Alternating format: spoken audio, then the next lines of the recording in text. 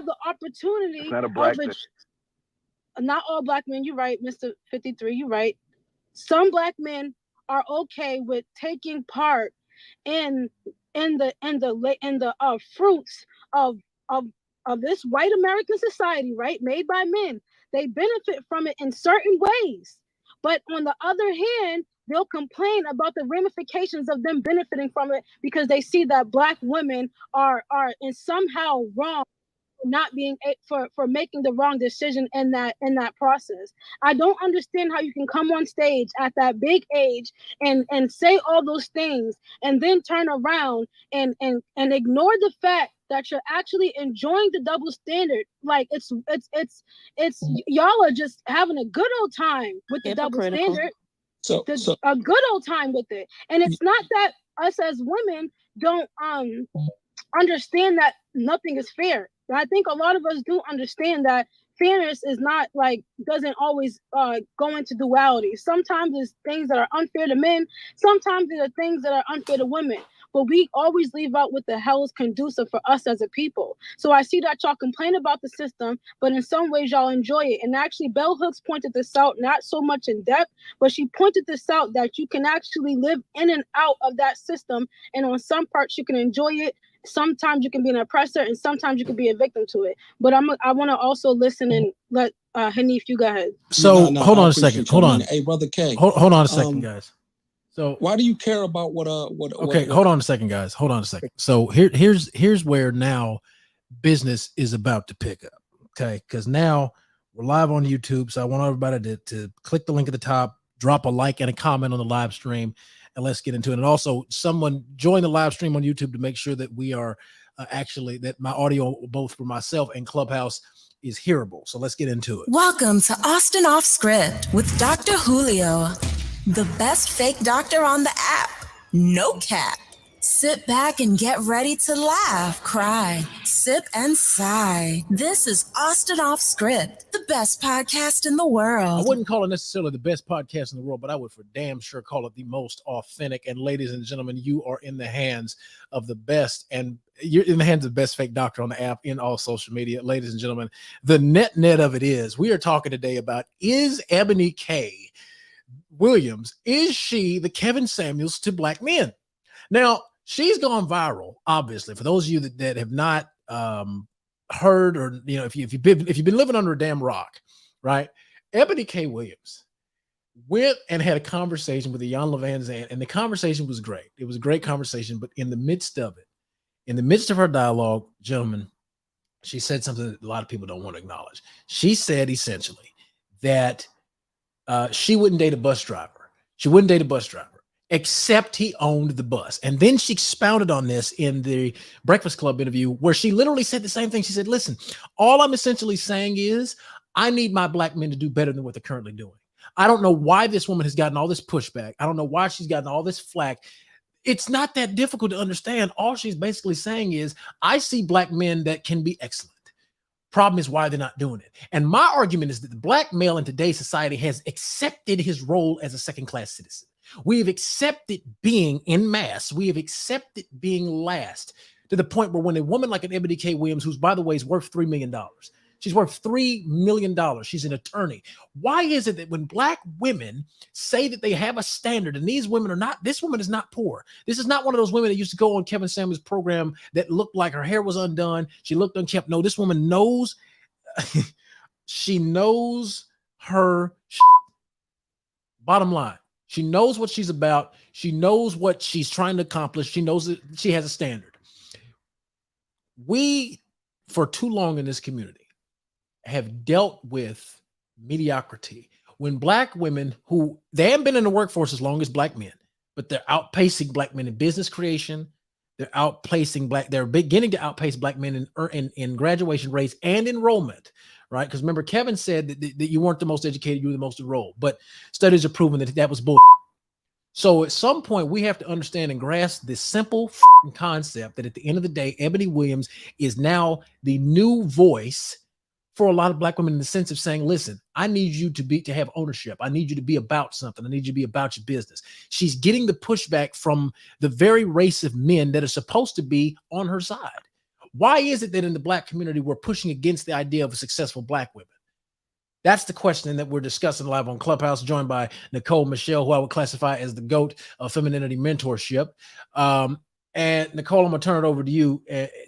Why do you think this is happening? What is it? Are Black men afraid? My theory is Black men are afraid of successful women. That's my personal politic and belief. What would you say?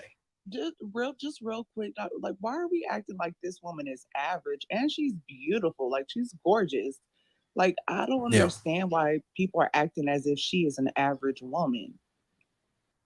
I think that's the point. I know for a fact she's not. She's an anomaly.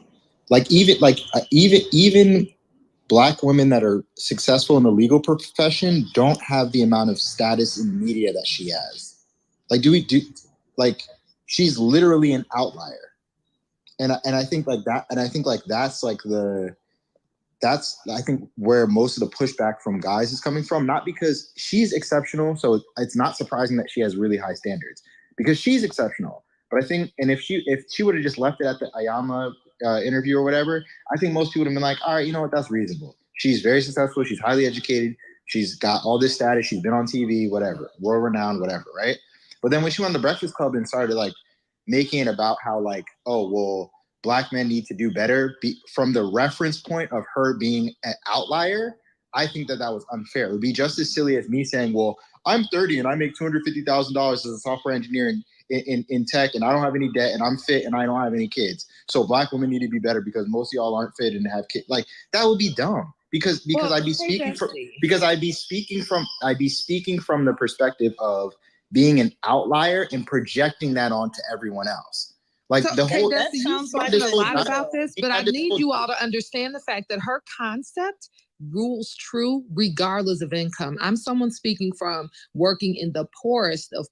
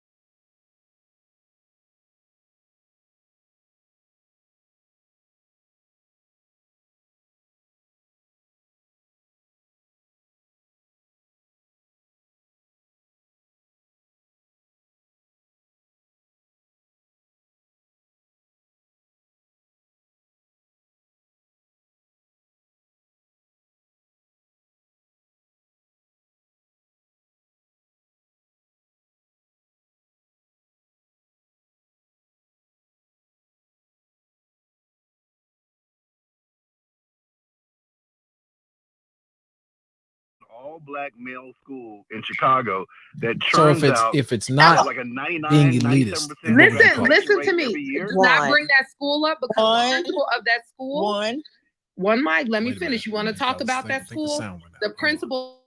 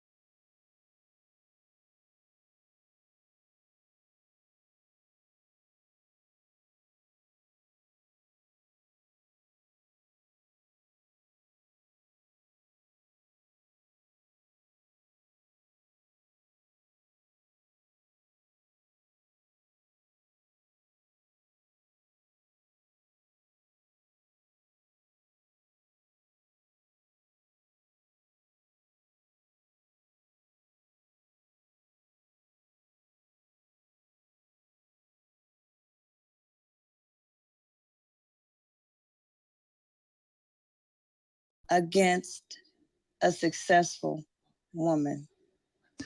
See, this is. Let me break this down where it can't be broke. This is Bulega. But it's not that Can we're y'all hear fighting. now? against what she's saying. It's the context of how it's being presented. And you got to think, there's these young ladies out here listening to this woman, and they don't necessarily have all these other details you guys have. Like, she's an outlier, she's at $3 million of wealth. And this is what happens. See, like, I go to the local McDonald's, and up until Ebony K, they were feeling me. Like, hey, this good guy, he's a gentleman, blah, blah, blah. Now, when I go back, these women are catching the bus. They're saying things like, well, I don't want to ride with you. I don't want to date you unless you own the car. But they're at the cash register. You get what I'm saying? So they're talking like, no, I don't. K. So? Excuse me? So? I get you, brother. Keep going, brother. Right. Yeah. Please control your impulses. Did you say McDonald's? Yes. Listen. You guys are not catching. I'm gonna make it simple. So I go to McDonald's, right? I drive to the McDonald's, and before Ebony K, they're like, "Oh, good guy." After Ebony K, they're asking me if I own the place that delivers the burgers. But they're working. Right, that's my point. They're not Ebony K, but they're taking. Listen, they're taking those ideas. Because you went to a woman. Okay, you literally. Hold on a second. He went to McDonald's. You literally went. I literally said, "Why are black men fighting against a successful woman?" And you went to a woman at McDonald's. Again, no, you're missing my point. No, I'm not missing. No, talk about the woman that is successful. That is the so very quickly. Success is it's a range of success. So hold on a second. So let's do this really quick. But as we continue this conversation, I cut the camera off because I'm like, all right, I got the monologue out of the way. Now we can just get to the content. Make sure y'all are liking this stream, please, because that helps a lot. Up right now. Yeah. Do you need me to check the sound too, or no? No, yeah, check. You can check the sound if you don't mind. But right now we got 12 likes. We have 332 people in here, but I want to get the likes up. People, get the likes up, because what I'm going to actually try to do is get Ebony K to have a conversation with us here at AOS. So if we get people liking the stream, I'm quite certain that the ladies could possibly see this, and she may end up wanting to have the conversation. But in order to do that, we have to push this out the damn algorithm. So keep liking the stream, get the likes up. Let's hear what everybody has to say, because here, this is my thing, right? This is my problem. When you look at the way that the conversation was structured, matter of fact, let's do this. Let's play the clip of what the hell this woman was talking about. And fair use. Shout out to Obsidian Ali for that. All right. I want Nicole, stop it. I want to right. I want to at least provide a little bit of context about what it is this woman was talking about, because if we don't have any context, this shit's gonna hit the fan, and we're just gonna be it's a circle jerk. So let's at least establish a baseline of a thought as for what the is being discussed right now. Okay, now again, I'm about to play something from the Breakfast Club. Again, YouTube, fair use. Okay, so I'll make this a very quick clip. Nicole, what did I tell you this morning? We went to the 7-minute mark, I think, in the show, didn't we? Which show? When I sent you the Breakfast Club clip for her this morning. Oh. I think it's 7 or 8 minutes. 7 or 8 minutes. All right. Yeah. So we'll start here. Okay. Let's start right here. All right. Start at the 6-minute mark. Again, YouTube, fair use.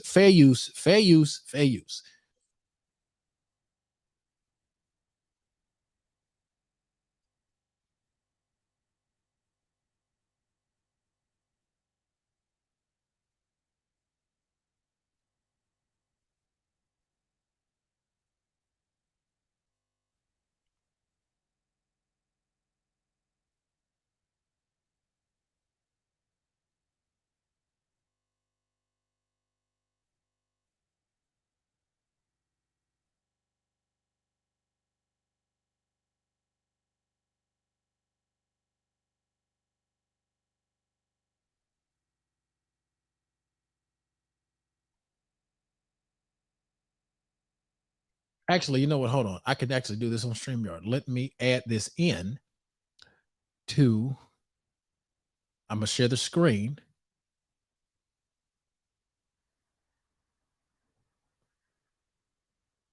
Hold on. I need the right damn tab. No sound. Hold on. I know there's no sound coming through now. I know that. I need to make sure that I can share this damn screen. Or I'll just do entire screen. We'll do it that way. Chrome tab. Yep, here we go. This is the one. Yep, this is it. And I need that damn audio to be shared. Yep. So, okay, here we go. Single Black women are buying 20% of the market. You were there. How was the interpretation? Exactly how I said it, right? And she said, beloved, would you date a bus driver? And then the clip goes. And then I did stare into the abyss because I wasn't really sure where we were going. But okay, because she is an elder and she's also my soror in the deference, if you know, you know, I'm going to go with you. So I honestly answered y'all in that moment. If he owned the bus, and that's what I said, Envy, but what people heard based on the comments, that I said bus drivers wasn't shit. People heard that I said that bus drivers broke, don't make no money, ain't got no benefits, and that they were beneath me. That somehow was the interpretation of me saying that I will date a bus owner. Now, let me tell you what I actually said, and this is what the whole Holding Court shit was about. Go check that out right now where you get your podcast, Holding Court with Eboni K. Williams featuring Dustin Ross. I said on Holding Court, y'all, let me tell you why ownership is it for me. It's not about salary. Y'all made it about salary. Y'all started debating 125 a year versus 160 a year versus 200 a year. Well, you did quote stats before you went into the thing with Ayana. You talked about women women earn more money than men. And I talked about Black women buying more homes. We buy homes at single Black women are buying 20% of the market share of new real estate on the market. I know because I just closed last summer and it was a shit show in underwriting. That's another conversation. They're graduating more. They're in college. Yeah. Highest I rate think of I said it to you, entrepreneurship. Charlamagne, because Charlamagne, and even you guys do so much work on the Breakfast Club about what? HBCUs. Yep. And I was devastated when my good friend Eugene Scott sent me a post, Washington Post article that said Black men are going to HBCUs 1 to 2. I'm gonna stop it right there. I'm gonna stop it right there because that's enough. So she told you what she said, and she also told you what the hell she heard. Now, here's the problem. This woman got pushback for some that she didn't even say. She never on Black men, did she? All she said was, I need you to be an owner. I need you to have some substance. I need you to have something that you can bring to this table besides some. Bingo. It's essentially what the she said. But what niggas did, because niggas gonna every time, right? And again, YouTube, fair use. What we heard was different. And when Black men were saying, oh, she's single, she's gonna die alone, that was the first thing. You know what I heard? You know what I said when I heard Black men say this? What did you say, nigga? Because at the end of the day, this is the problem. This is the problem that people have. Anytime a Black woman sets some form of a standard, there's this inevitable fucking pushback. There is this ridiculous amount of pushback. But you know what I have to say to Black men that were going at this woman? It's over for you. It's over for you. Bottom line, Kevin Samuels would agree with this woman because she didn't say anything wrong. She makes $3 million a year as an attorney. She's a published author. She has the bag. Once you have the bag, you have the right to set your standards. Is it more difficult? Absolutely. It's more difficult to find a Black man if that's what you're looking for. But she stated she's dated all kinds. But she said something very, very interesting that this is where I want to turn the conversation. She said the men she dealt with of any race, I'm going to say this again. The men she dealt with of any race were incapable of making her feel safe.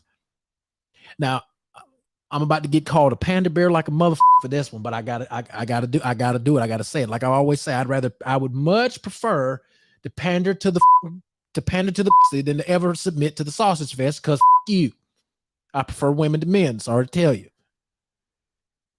If a man can't make a woman feel safe, I don't give a how much money he's got. Obviously, she was dating a man that was worth more than what she had.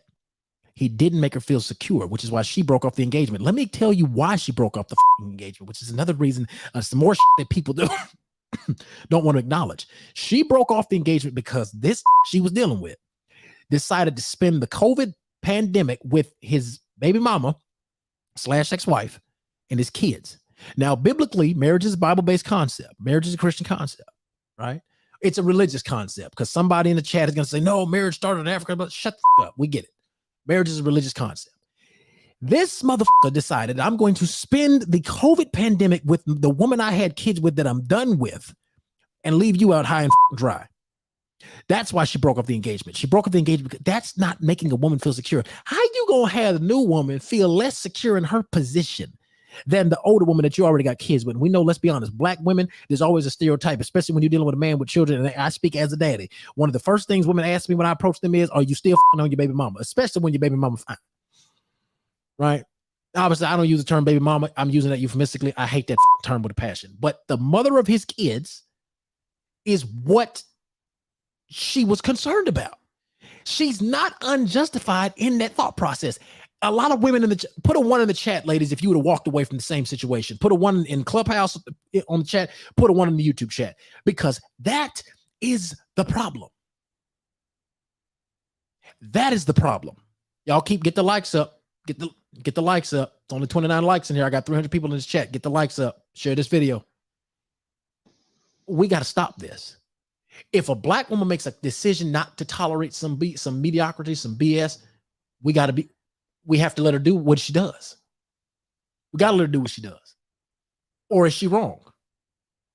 Let's talk about it. She's wrong. She's wrong. Let me just interject real quick. Let's look at the math of this. She said this woman who's worth, I'm sorry if my mouth's out. She's worth $3 million, right?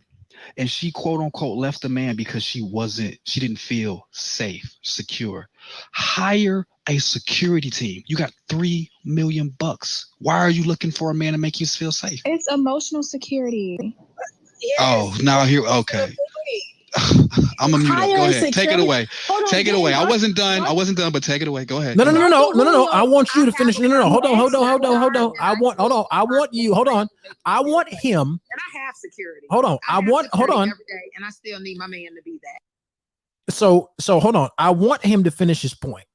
I actually want him to finish his Mr. point. Julio. Thank you. Because here's the thing. Whether y'all understand, when you're in Austin off script, whether we agree or not, let's talk about this. Because an echo chamber doesn't do for us. It fucks up the algorithm, actually. But we got to let him finish. Brother, please, what do you got? Because you're saying that she's still wrong. So elaborate, explain to us. Y'all get my damn likes up, or I'm going to start playing elevator music on YouTube. Get the damn likes up. I need 100 likes on this thing. Go ahead. Yeah, let me share while I talk.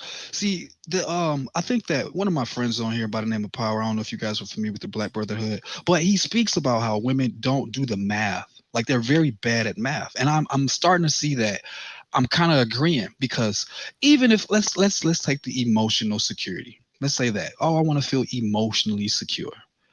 If you hire regular security, you'll have time to sit there and talk with that man about your quote unquote emotional security. And you'll probably come to the conclusion that you're tripping, because I didn't hear, I wasn't emotionally secure. I heard I just didn't feel like I was secure. I didn't feel safe. So that's what I'm going to. $3 million. You just can't hire security to feel safe. And that way you and your man or your husband or whatever can work out whatever else needs to be worked out. I land. So I want to say something real quick. If women are bad at math, then men are bad at nuance. Then, because that literally made no freaking sense. No, she was. If your woman told you that she felt it, she did not feel safe with you. Hold on a second. If your woman told you that she did not feel safe with you, fellas, what would that mean to you? Would that mean to me now? Let me be honest. Get a bodyguard. Let me be honest. No. Here's the thing. On the context. So hold on. Wait a minute. Hold on. Chat about that. Hold on. Here's the problem. This is where it gets interesting. Some of you all need to go to StreamYard so we can do this on YouTube. Somebody says. Here's the beauty of it. Now let's do that. If y'all want to join, listen. If y'all want to join the StreamYard, right? If you want to join me on StreamYard, I will post the link in the chat, right, on YouTube. If you want to get on camera, but you want to join my StreamYard, you got to be on camera. Okay? I'm not doing camera today, but I'll join you. Oh, come on with it then, Nicole. Come on with it. I'll join you. You're exempt from all this shit. This is your house. You already know what's going on. You're exempt. Give me a couple of minutes. So, but here's the problem. This is the problem, right? If a woman is telling a man that you don't make me feel secure, the first thing to do is not tell this woman that she's full of shit. Because there's a reason for that. See, the thing is, what men, and Dr. Jordan Peterson says this a lot. Women are seeking legitimate security. That's what they're seeking.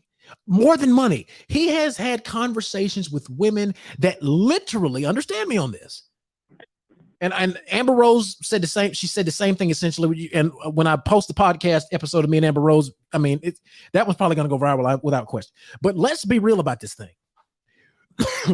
Women, even as they get older, and Jordan Peterson said this, as women age, they begin to see the importance and in fact value the importance of relationships over finances without fucking question. Without fucking question. So the problem is, what I'm understanding is, now granted, are they getting older as they're figuring this out? Yes. Their dating options are decreasing the older that they get. That's where the problem comes into play. Because women actually value relationships more than finances. However, they have been placed into a state of survival mode, right?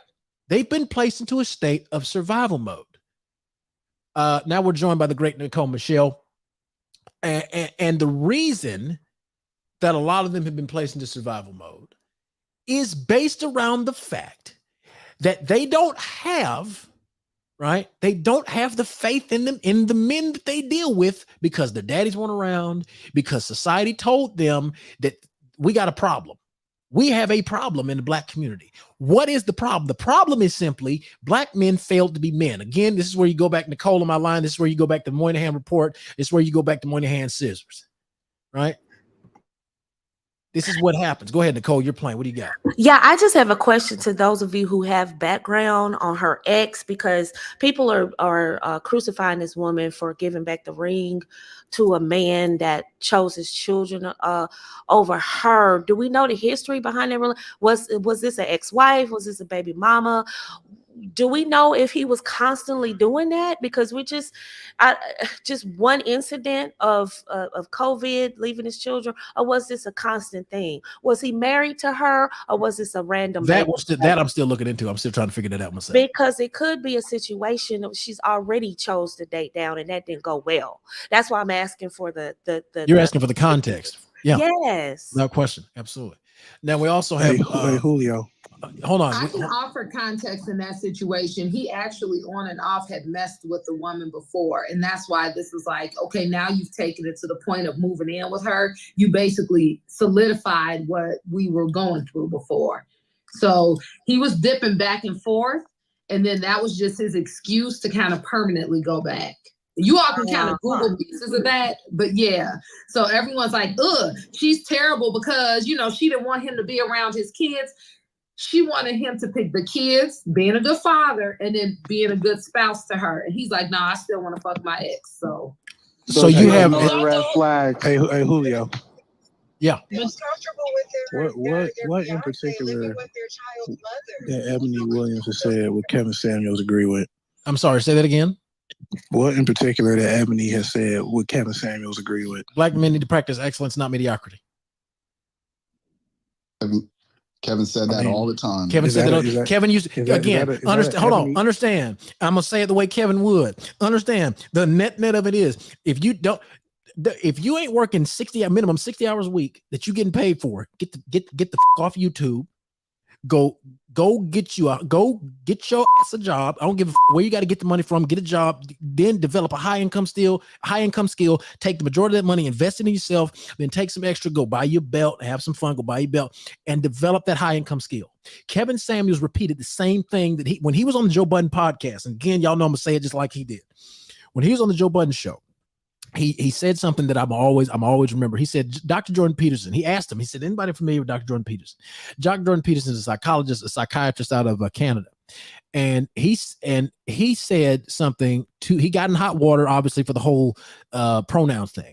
But what really made him blow up was that book, 12 Rules for Life, An Antidote to Chaos, when he was basically telling me, men, you need to clean up your room. He basically said men need to be men. But what got him in hot water was the fact that he said, you can't tell me in law how I have to speak. And he basically woke up the fact that in today's society, men of all races, whether you're Black, white, Asian, Hispanic, doesn't matter, a vast majority, but in particular, I'm going to focus on Black men like Kevin did. Black men have become grass-eating lions. And that's the net of the situation. We become grass-eating lions. And unless we move to change that, we're going to be up for a good percentage of the time. We have to be, because if we don't grasp that concept that we have to do better than what we were doing, we're going to stay behind. Kevin Samuels would agree with Ebony 100%. Black men need to pursue excellence, not mediocrity. Without that's not an Ebony Williams exclusive point, but I mean, I guess on it's that not. regard, But you asked me what did she say? Your question. Hold on. Your question was, what did she say that Kevin would agree with? You didn't say it had to be 100% her original point. Who gives a who said it first? If you didn't cut me off, you would have heard me say to that regard, you're correct. So, right. I was about to say that, but you just hopped off the porch with it. But then you also have to understand what her standard of excellence is. And we hear what she says about blue collar workers and people that drive buses and make quite a bit of money doing it, as a matter of fact. So I'm pretty sure if Kevin Samuels heard her rhetoric on blue collar workers, he would be vehemently in disagreement. As a matter of fact, I know he would, because of how he spoke about blue collar workers. But as we played, he used to talk about as we played the clip, Ebony K. Williams herself told you what you heard versus what she actually said. All she said was, I would date a bus driver if he owned the bus. What she also then expounded upon in her statement was, and then I want to hear from Bootlegger in the StreamYard as well after I'm done talking with this. What she said was, I need you to own something. You cannot tell me that you are a man. You cannot tell me that you are free without ownership. And the net of it is, Dr. King said the same thing. Malcolm X said the same thing. Dr. King told black folk in 1968, we need to go around and... Dr. King didn't say this, bro. He didn't say what? Not true. He didn't say what? Didn't say you're not a man if you don't own something. He didn't say that. Really? Okay. No, he didn't say it in the same way, but let me tell you what he did say. He said, wait a minute, hold on, brother. You're talking to somebody that knows Dr. King. Like, Malcolm X. Hold on a minute. Go. Wait a minute. Stop. Don't overtalk me. I'm a quote what Dr. King said because I know it better than anybody, especially on this app. When he was the last speech he gave in 1968, he said, we need to go around and have a bank-in movement in Memphis. Take all your money and put it in Tri-State Bank. Go around to these stores and tell them not to buy seal test milk. Tell them not to buy Coca-Cola in Memphis. We need to have an insurance in. We need to have a movement. And he said, I'm not asking you to do something we don't do here ourselves in SCLC. He said that the combined annual income of the American Negro is more than $30 billion a year. That's power right there if we know how to pool it. He said that after you leave the United States, Soviet Russia, West Germany, France, the American Negro collectively is richer than all of the nations of the world with the exception of 9. Okay? That's economic power there. All we have to do is go out and move and tell these people, and this is exactly what he said. He said, we need to go around to these stores and say, God sent us by here to say to you, you ain't treating his children right. And to make the first item on your agenda, fair treatment where all of God's children are concerned. Now, if you're not prepared to do that, we do have an agenda that we must follow. And our agenda calls for withdrawing economic support from you. But before he even got to the mountaintop speech, he said something else. He said, no Lincolnian document can do this for us. No Kennethsonian or Johnsonian civil rights bill can do this for us. If the Negro is to be free, he must move down deep into the inner resources of his own soul. And he must sign with pen and ink of self-asserted manhood his own emancipation proclamation. He said that in 1967, a couple of years before, or less than a year before he was killed. The problem is, we've been told the same thing. Even Malcolm X himself said a nation can rise no higher than the status that it elevates its women to. The problem is, and I said this so long, and this is where I get called a panda bear and all this other bullshit that men want to throw on my platform. But I'm gonna say this, and then I want to hear from Bootlegger. As black men, we failed to get our balls back.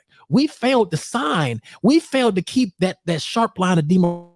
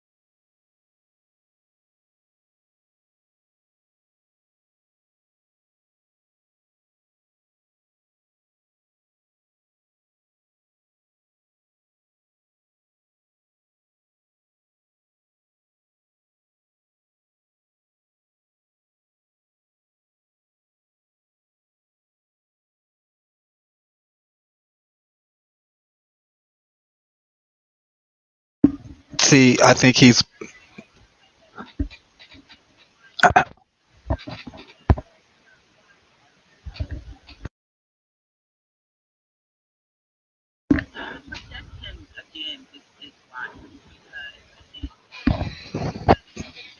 Yeah, he might have some issues with Wi-Fi, so we'll just hang out. On the YouTube side, can you hear us?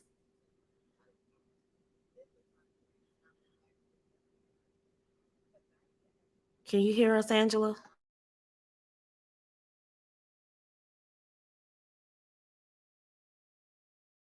Okay, so they can hear us on the YouTube side.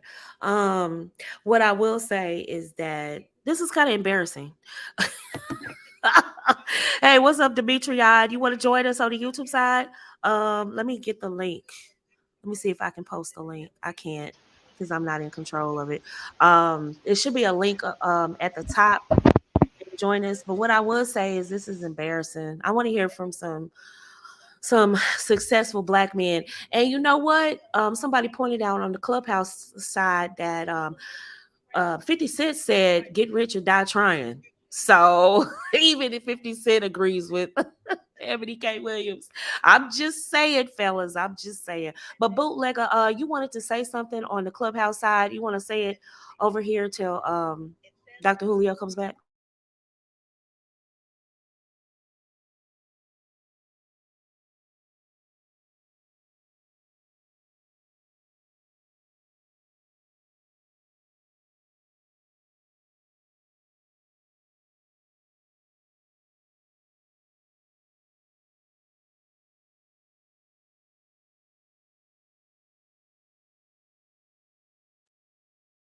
Okay, let me give you a.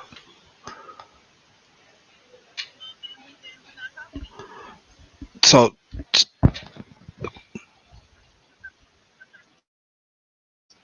Yeah, Clubhouse is doing. Oh yeah, after that, after this. Yeah, go ahead.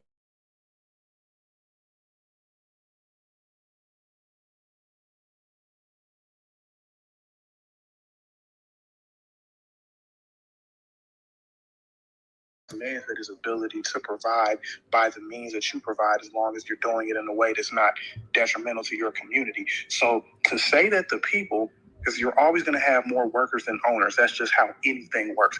A monarchy, totalitarianism, a slavery, any system you can think of, you're going to have more workers than owners. The owner wouldn't be anything without the worker. So to sit here and say that you are performing on a mediocre level when there's people in here when there's people that are workers or who got businesses and have workers that make more than the people that spew this nonsense, bro. That are providing on a higher level than the people that spew this nonsense. You're gonna call somebody mediocre because they're showcasing their ability under a system that somebody else started instead of owning the bus themselves. What if you an owner of the bus and your bus company ain't shit? Your bus break down, smoking tailpipes, all types of nonsense, bro. Like Mons is just up here saying anything, bro. There no one would agree with the notion that a man who doesn't own something is not a man. That is nonsense. Okay. Yeah, so that is a question on the live stream. So what Hey Mo, put your mouth closer. Mo, your mic is very light. Can you turn up the volume? You got your mic in your suitcase, baby girl. Can you turn it up? Try again, Mo. Mic check, Mo. But hold on a second. If we keep it a buck, is that the same kind of man? Is it? Because I disagree. Man. You're not. Wait a minute. Hold on a second. Hold on. Wait. Hold on. What is the difference? What does the white man have that the black man is in pursuit of constantly? It's one word. Power. It's one. No. It's one singular word. What does the white man have?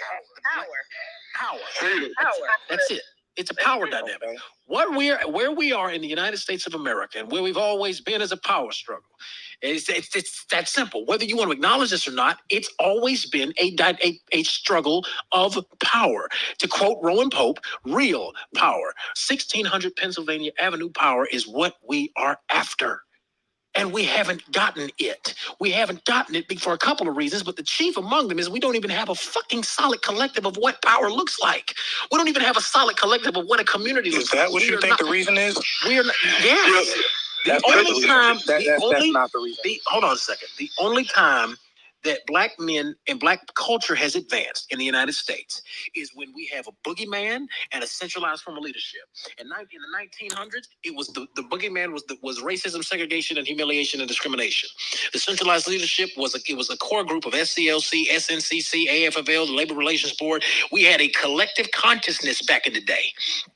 But once we became free, once we could on anything and leave black women behind, that's exactly what the we did. And the proof of that is the Moynihan report. The proof of that is the fact that after Loving versus Virginia and after the other cases where black men wanted to marry white women, it's amazing to me how after black people, if you listen, the more free that black folks became, the more separated we then became. Because what that showed me is that we actually never really with each other except out of necessity. Now, whether you want to sit up here and we can argue this all day long, but you ain't finna tell me, lady.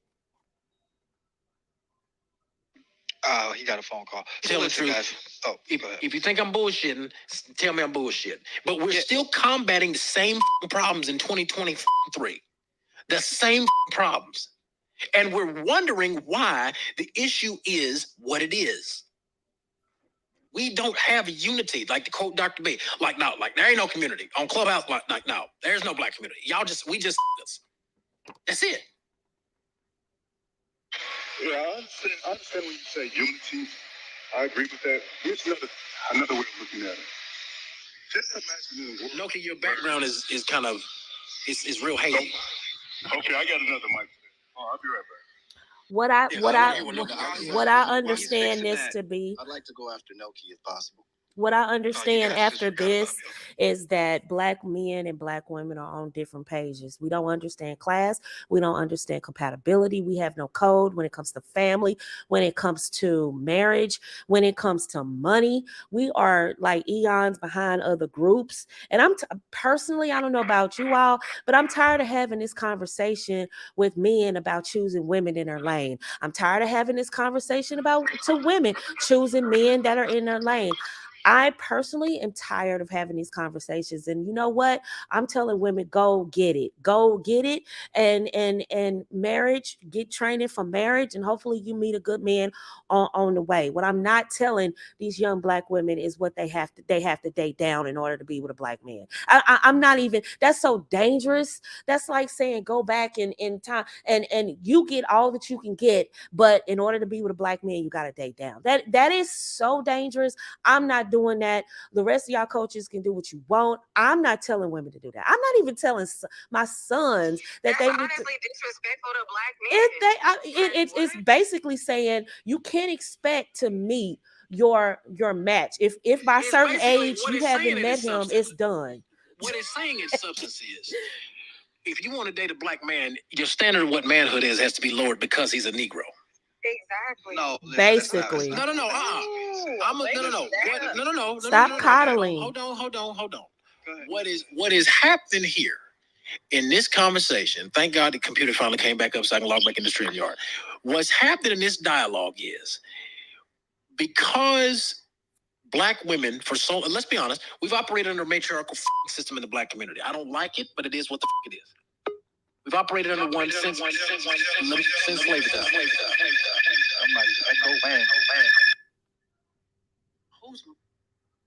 Yeah, that was terrible. I don't know what.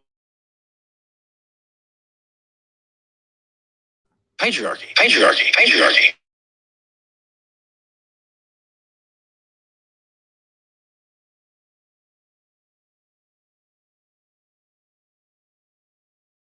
All right.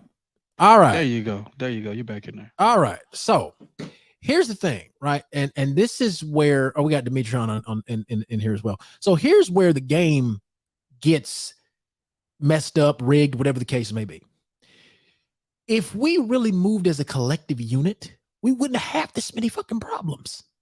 We really wouldn't have this many problems. The issue is that we don't have a genuine collective understanding of what is actually best for us as a community. We don't have it.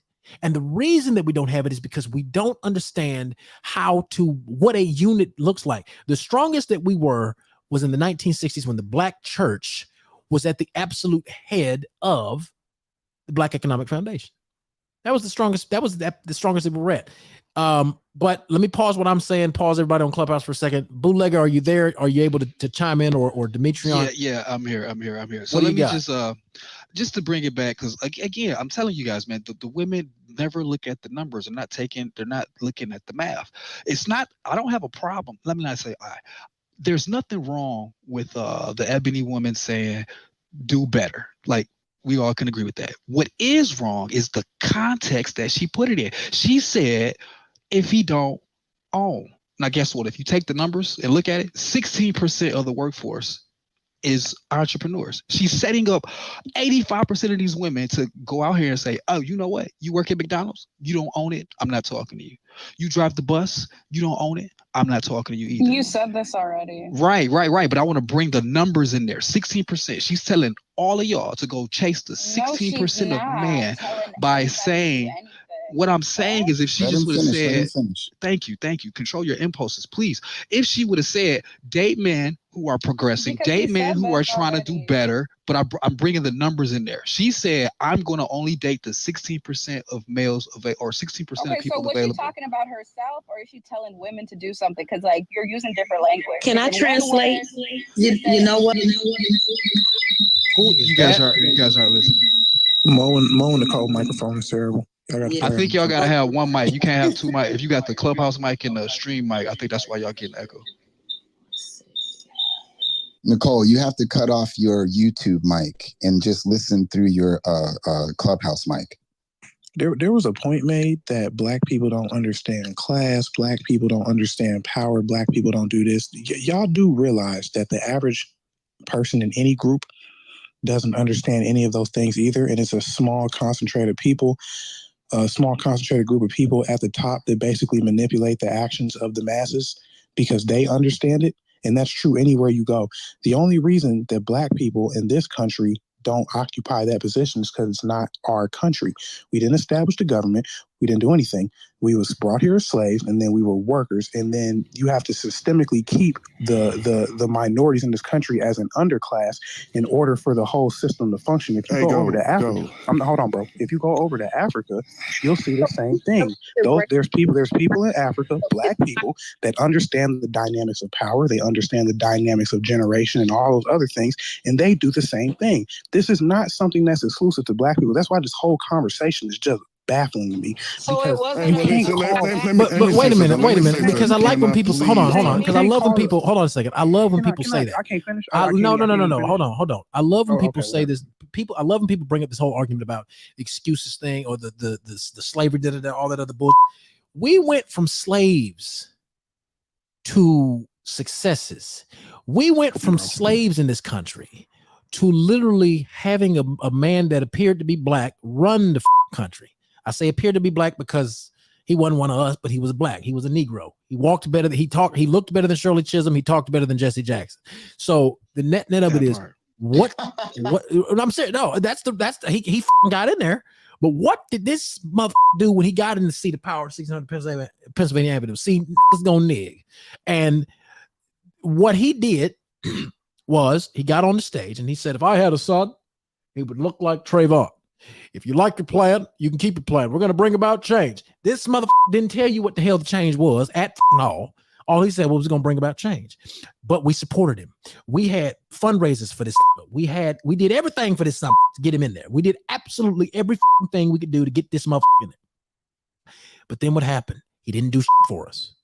He didn't have one. He did not put us. He did not take the power that we helped to give this motherfucker to do something for us. Can I translate? Hold on. Go ahead. Hold on. Wait a minute. One mic on Nicole. What do you got, Nicole? What do you got for us? I want to translate what he was communicating there for a second. What he was telling women, they're gonna have to hear me through your mic, Julio. So don't mute on Clubhouse. Okay, go ahead. Don't mute on Clubhouse because they'll have to hear me through your mic so they can hear me on YouTube. What he's in translation, ladies, what they're saying is, how dare working class, working poor women raise their standards? That's translation. So everything that I said about the girls on the block, they cannot afford for you all to raise your standards because a lot of them will not be able to qualify for you either. See, they know they don't qualify for Ebony. But they need the girls on the block to run drugs to her apartment, to get her pregnant so he have a place to stay. They need you all in pocket. They need you. See, you all are the key to this. Eboni K. Williams is already, she doing her thing. She's above a lot of these dudes' pay grades. But for a lot of you women that are from the block, on the block, you working poor, working class, no slight, that's where you are. But if you raise your standards and you say, only this will qualify for me, they're going to drag you for filth. They're going to tell you, how dare you raise your standards? How dare you tell me I don't qualify? See, it's hurtful when Eboni does it, but they know in their heart, in dark places that they don't want to talk about at parties, they know she's telling the truth. They want her on that wall. They need her on that wall. So you already knew I was like, where Keisha from the hood says no, that's a problem, because she's not doing any more time for you. She's not running drugs for you. She's not having babies by you. All that pro-black stuff won't work. All that shaming her for calling the cops won't work. Getting her pregnant and leaving won't work. All of that won't work anymore. So who are they going to depend on for their mediocrity? And that's translation, ladies. So everything I said to you is true. I wasn't just saying that to hurt your feelings. I'm telling you, you are the key to this. Eboni she's already doing her thing. But the women in the hood, I'm telling you, if y'all raise y'all standard, the girl at McDonald's says, how do you make my life better? I'm flipping burgers. You're going to come in my life and not make it better? If she says no, a lot of these American Negroes are lost. Boom. Pick up on that. We got Nicole Michelle up in here preaching this afternoon on the chat, man. I'm here to tell you, church, if you have not already, first of all, if you're not already subscribed to Austin Off Script, hit the link, people. So hit the subscribe button, get the likes up on the channel and on the video. Listen, the net of it is Eboni K. Williams. She came up and she told you that she wouldn't date a bus driver, except he owned the bus. But what are black men doing? All they want to do is fuss. All they want to do is complain. They want to moan and groan. They want to say, this ain't right. She's trying to tell me to stay in my lane, and they've had enough. They can't take it no more. But I'm going to tell you this. Black women are simply a black woman that is attractive.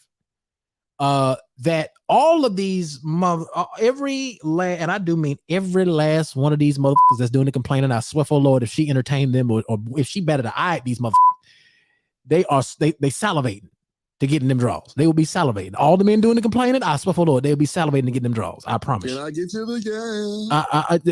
They'll be salivating to get them draws. The problem is today's black men are so okay with being less than competent that when a woman says, I deserve better, when a woman says, wait a minute, because at the end of the day, this is all about the sex principle. This is all about sexual subjugation. This is all about that. That's all this boils down to. If all of the men today said, you know what, I have to provide something. If all the women today closed their legs, they said, this baby making factory is closed until you bring me something that is substantial, I tell you what, the game would change overnight. The game would change overnight. But what do we got? We have this generation, and again, it goes back. We have a generation of harder women, softer men. Is it right? Not necessarily, but it's where we are. The only way we change it, women, she said something. She wanted to feel secure. You make a woman feel secure. I don't give a damn how feminine or how masculine she is. You make her feel secure enough to where she can lay down that masculine sword and that masculine shield by the riverside. I swear for Lord, she will be cooking. She will suck your like it's no tomorrow. She might even suck your toes while she's at it. She'll cook out. She'll cook if you make her feel secure. She gonna cook every meal. She gonna make your toes curl. She gonna rock your world, because the only thing you have given her to do is to please you. When the bills are paid, when everything is set up the way it ought to be, you gonna see what a happy woman can do for you, don't you see? But it's that simple. Are you willing to do the work to provide the environment to make a woman safe to rest in her femininity? That's the ultimate question. So, Hey, Mr. Doc, I'd like to Mr. carry Doc, y'all real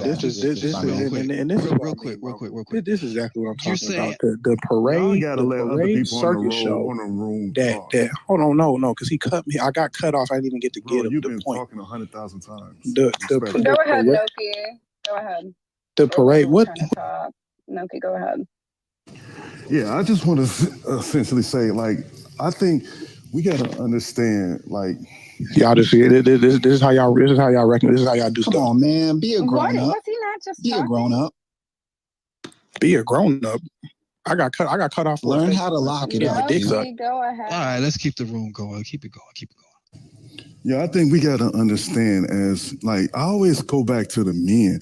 And I can give so many analogies, but like the thing is, it's like when you want to sit there and be the best that you can be, you know what I'm saying? You have to sit there and put in the damn work. That's just like what Dr. Julio said. Like, you want to be a provider, you want all these things. Just imagine in a society where as black men, we trying to sit there and be the best that we could be. I don't know what that is. And we try to be the best that we can be, but then there's someone saying, like, no, it's okay to be, to be the janitor. Those janitors are important too. It's okay. Like, here's an example. Okay, Kobe Bryant works his ass off every fucking day in practice so he can be the best player he can be, so he can win all these championships. But then we sit up there and say, well, you don't have to work that hard. You can still, you're still on the team. You're still a good basketball player. You don't have to work that hard. Just, be regular.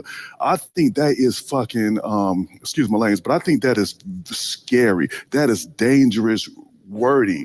And we try to sit there and come with so many excuses. Well, we should be happy just to be in the NBA. Back in the day, we didn't even have access to play in the NBA. And, I'm just pretty much trying to dumb this conversation down to just give you an example of how it sounds when we tell women, when we tell other men that owning your own company is equal to being just a regular person working at the company, and you're just as important as the person owning the company. See, here's the thing: in America, we have in America we have to sit there and strive for excellence. We always try to compare ourselves to the Asians and the whites and everyone else. But here's the thing: we might have to work harder than everybody else. We have to work harder than everybody else so we can sit there and put our imprint on the world, because we are coming from the bottom, and it's okay to work harder than everybody else. Because what happens is when you get these championship rings, when you got 5 championship rings, you can look at everybody else and say, you ain't got this, you ain't got it like this, because you worked hard for that shit. And that's why we choose the white girls, because they're judged as like the black woman judges. It's not even about you. See, that's the problem. That's the problem. No matter, you're still going to be black no matter what. So you talking about white girl this or going to Latino or divested and all that shit. Here's the problem. See, I'm with all this shit. So when people sit there and say we're going to go divested and all that shit, here's the problem. To Thailand, or we're going to go to South America. But here's the thing, bro. You still got to be that guy no matter where you go. And the problem is we go there so we won't have to get that much pushback, and we can go over there and bullshit like we want to. We're bullshitting all over the globe. The thing is, we need to stop fucking bullshitting and become the man that we need to be. That's what it's all about. I like these are goofy clubhouse narratives, and this is what I'm talking about, bro. This is not how the world works. I don't know if y'all think that. How is he goofy? Let that man land. Let that man land. I didn't say he was goofy. I said these are goofy clubhouse narratives. This is the idea people have when their world is like very singular, or they look at things with blinders on, bruh. This is not how anything works. If you don't have a workforce, you don't have a business. Now, you can be a business owner, and your business could be doing garbage. You could be bringing in $30,000 annual, same as if you was making $16 an hour, maybe a little less. Or you could also be a worker and you bringing in $100,000, and your value to the company is unestimatable.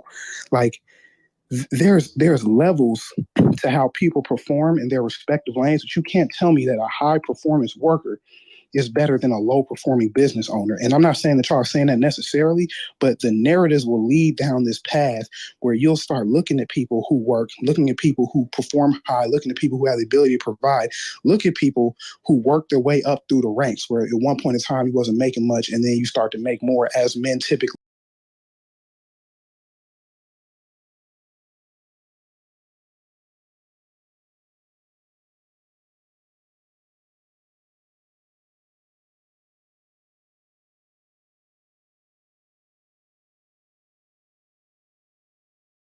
like that. Once you start controlling for age, you'll realize that as things progress, and if y'all are really serious about marriage, family building, all this other stuff, you'll know that most of y'all work in retail. Most of y'all work at the post office. Most of y'all work at a front desk at a hospital, pharmacy tech. You work at a regular job. Most of the people listen to this conversation. Most people probably having this conversation is not some high roller, $250,000 foreign car in the lot. You some regular people, bro. And when you talking about this whole thing of life, bro, if that stuff wasn't necessary before, it's not necessary right now. So to call it mediocre for somebody to hold down a job, to be bringing them money, to stack that money in a way that is providing for their family, as most people end up typically doing, bro.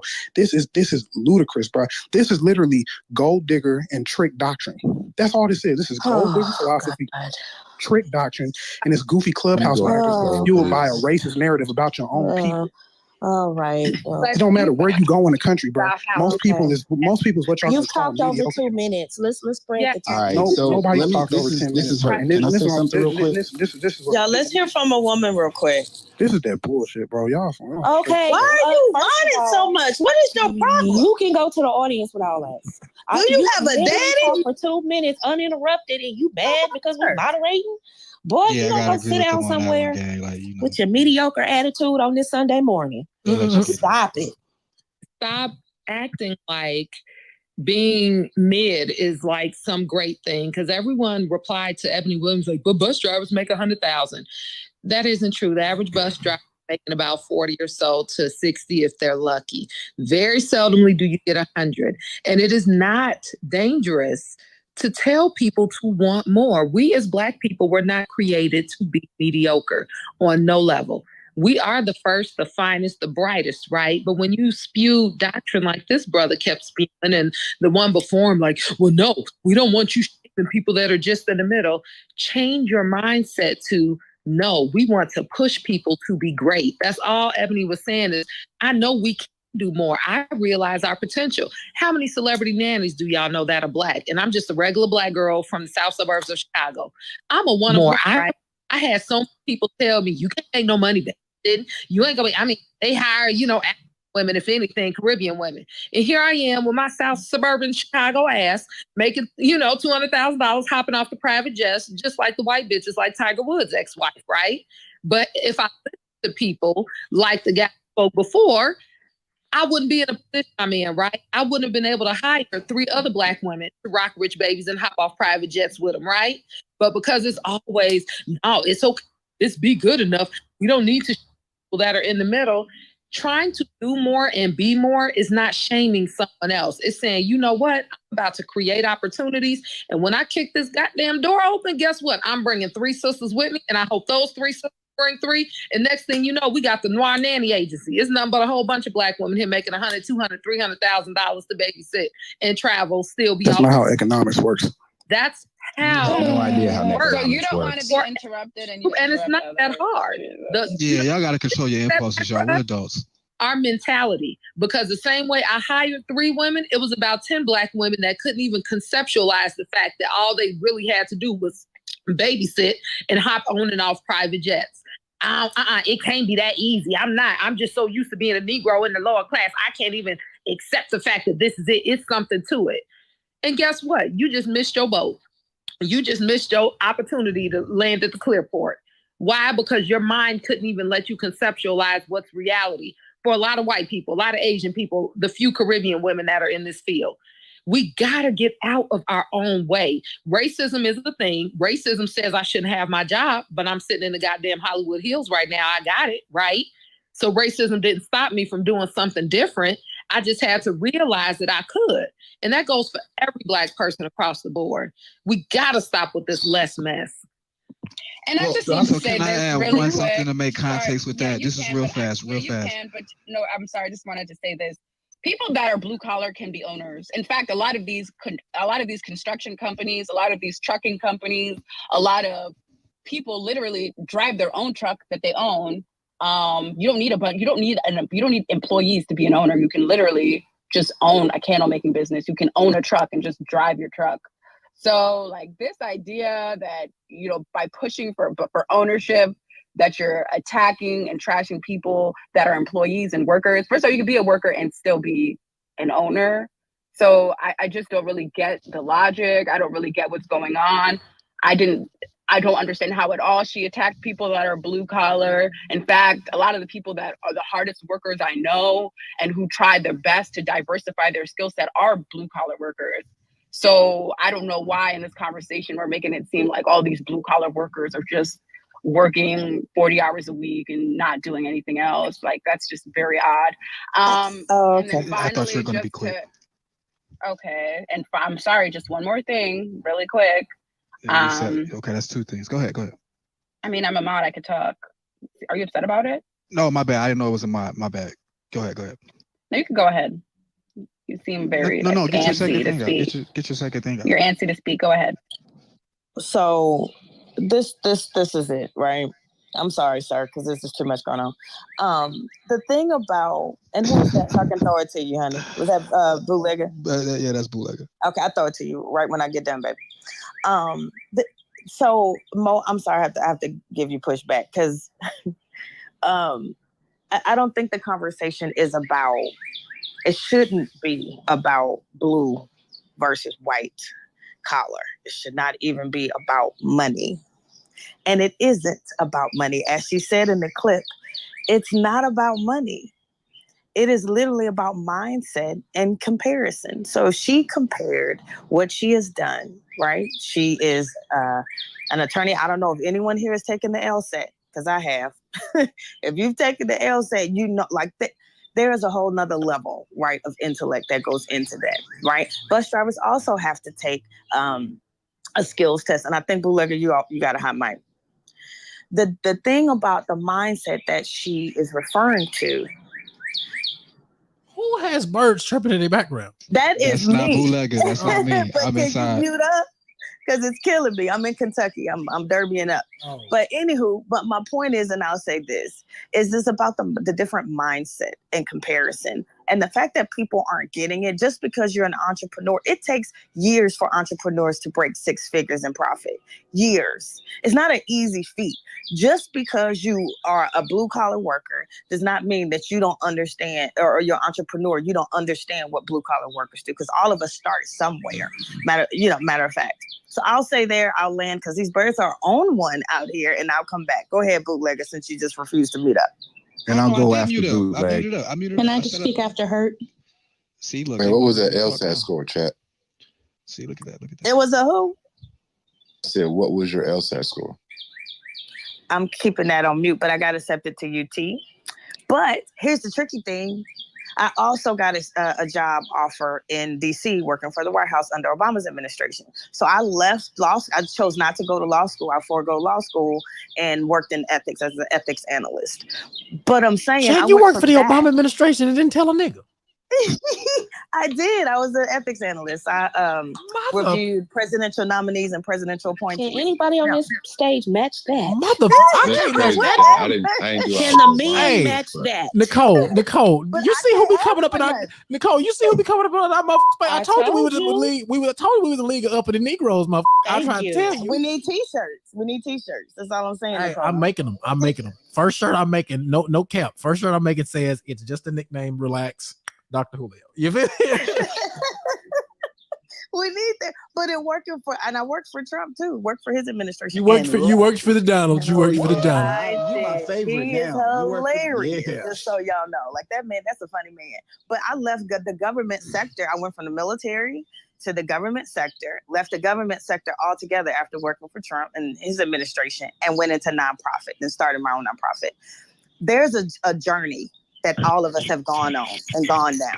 And I'd be damned if a man tells me that all of the things that I've done and amassed in my life and succeeded in and failed at, tell me that I need to accept less than what I'm worth. I'd be damned. I know that's all right. I'm saying. Goddamn, hey, I like this lady. Nicole, hey, man. I knew I liked chat for a reason.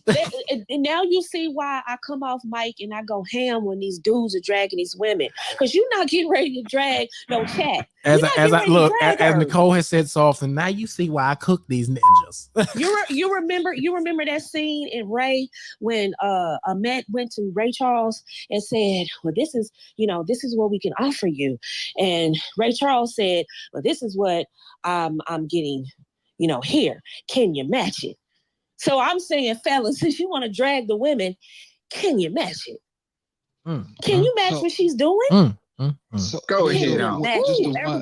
I'm here to tell you, and shout out to center of the board in the chat, the great Tony Maceo. He did say these women were on the come up. Then, and a little bit of a stat for you, because y'all know I'm a statistician. Try to be when you have these kinds of conversations. Black women are behind black men at the top 1% by only 10,000 warm bodies. So, what does that tell you? What does that tell you, people? It tells me something. It tells me that the gap, the wealth gap, especially in the Black America, is shrinking. Hey, Julio, and think about how fast they did that. That's what I'm saying. Women have not been in the workforce that long. That's the problem that a lot of people are. The problem is women have not looked at, compared to pound for pound, right? Pound for pound. Let's understand this. Black women have not been in the workforce for nearly as long as black men. Yet the progress that they've made, comparatively speaking, is absolutely fucking astronomical. This is what black men are afraid of. The black men that are doing the bitching is what I'm talking about. You cannot be afraid of a black woman making fucking progress, gentlemen, because it doesn't change any thing. All it does is expose your male insecurity. And this is where, again, Amber Rose, when I dropped this podcast, she wakes us up too. A lot of men in today's society are fucking insecure as shit. And we have to change that. Because otherwise, we're But with that being said, this room has been going on for God knows how long. There are still 343 people in here. If you would like to, well, not like to, if you would please hit the link, drop a like on the stream, drop a comment in the live chat. Thank you, Nicole, for the $4.99 super chat. Let's push this thing out there in the algorithm. We only got 37 likes on this thing. Let's get the likes up. And at some point, I'm asking, when will black men as a whole reverse the trend? When will we stop worrying about the money in women's pockets? Or will we ever stop worrying about the shit? Hey, Dr. Julio, so can I answer that or interject that one little point? You've talked a lot, right? We are not your Is this competition. I just want to say that we are not your competition, gentlemen. We are not. Stop making us your competitor. Yeah, let's get in this together. Hurt has been trying to see. Go ahead, Hurt. Yeah. So I'm old school. I'm 49 years old. I remember there was a point in time where if you called the woman a bitch, 17 men would be pulling you out of your house and whooping your ass. So it's not the fact that black men are complaining about black women and stuff like that. That has nothing to do with it. It's the fact what's missing in the black community is that strong black men have stopped speaking. You know, it's like we've always had these dusty Negroes saying stupid crap. That has always been. But the thing about it is that the dusty Negroes knew that there were certain things that they said we'd come for them. We don't come for them anymore.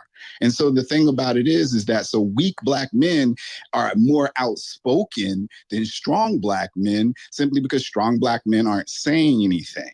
So when we talk about what is and what isn't, usually it's the weak black men that are the most opinionated, because me, and this is me and my opinion, and opinions are like onions. You cut one open, it's going to irritate somebody. My opinion is I don't care if you're working for somebody.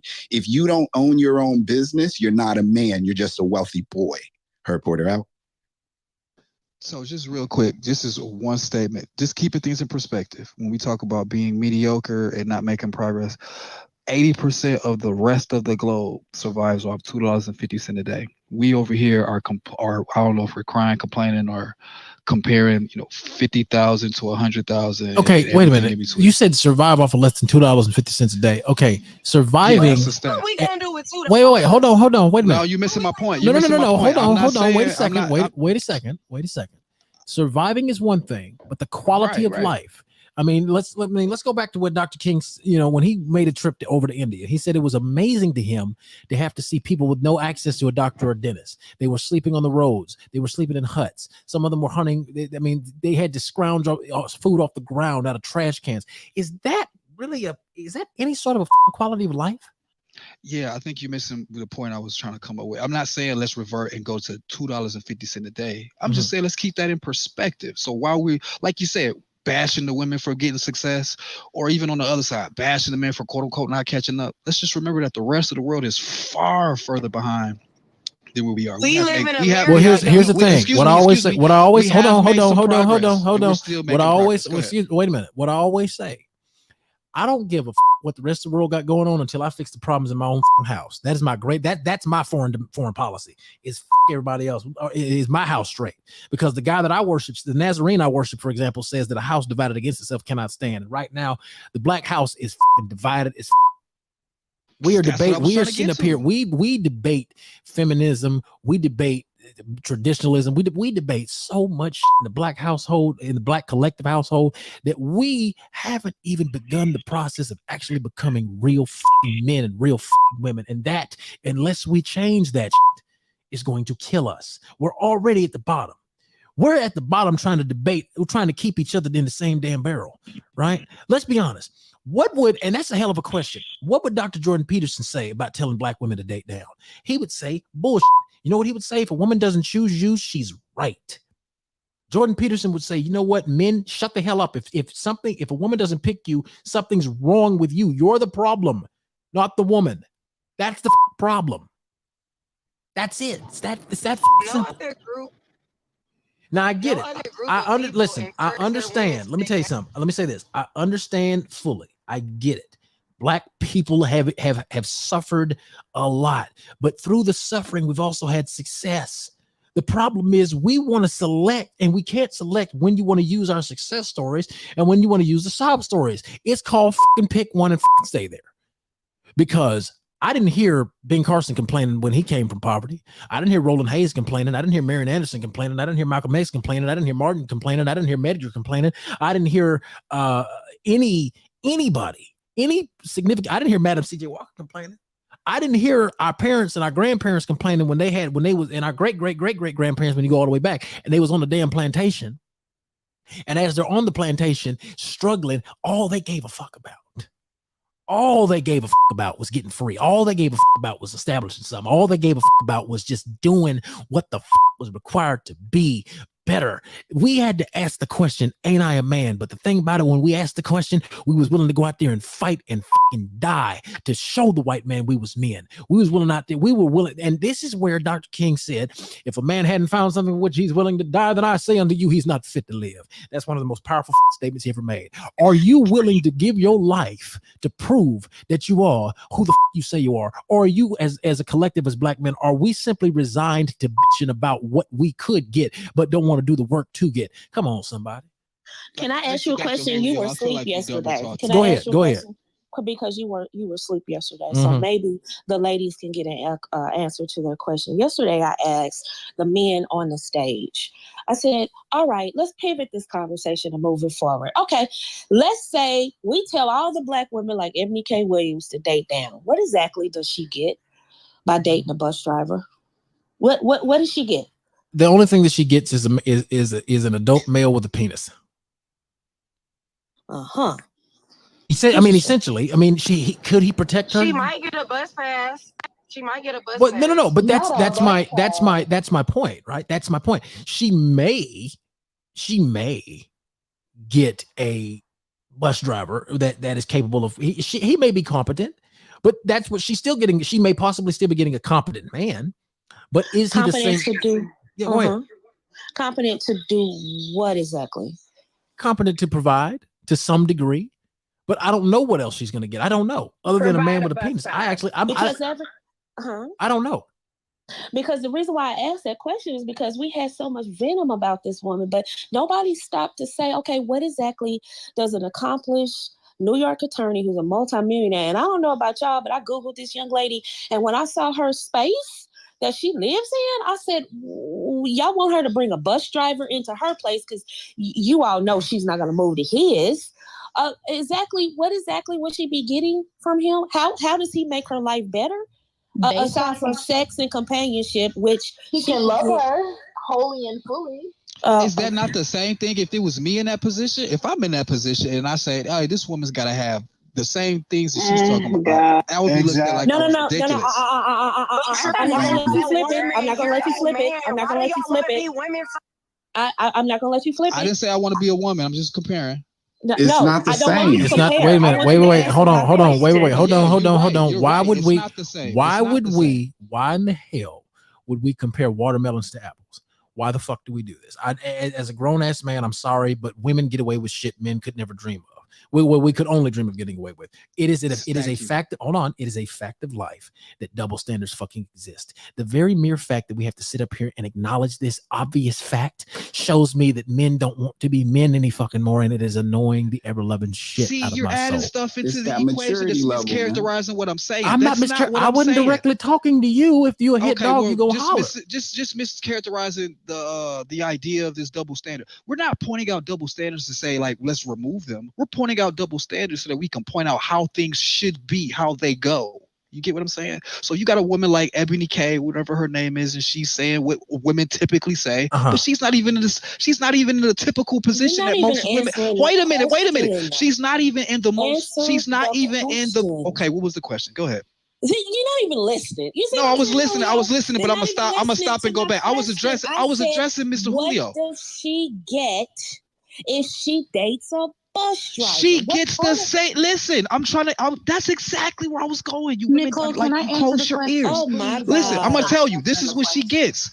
It's because she's in a position that normally the men would be, because we got to remember we're living in modern technology now. If we take away modern technology, you don't have an Eboni K or whatever her name is. But because she's in that position, she should be okay with dating down, because that's the position that the man normally would be in. And this is not what I'm. May I answer your question? Yeah, I'm answering the question. She gets the same thing that a man would get in that position.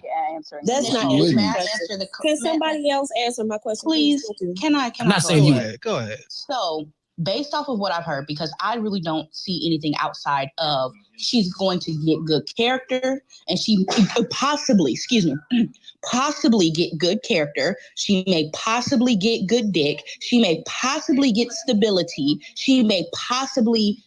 That's about the possibilities, because outside of her, and get cheated on. Oh, can I finish? Outside of that, there's not really much as that man had to offer. Just as bootlicker, this guy got up here and said, bootlegger. Say it right. Say it twice.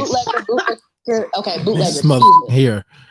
Bootlegger just said he's quote unquote in a masculine position, which is not really a masculine position, because at the end of the day, finances can't be masculine or feminine. I love that we try to equate masculine and feminine to things that are not masculine and feminine. They are just things that they are. You better talk, man. Certain things it's just wild to me. And then for the other part, and I say this, and Nicole, I've been on your stage, I'm pretty sure you've heard me say this.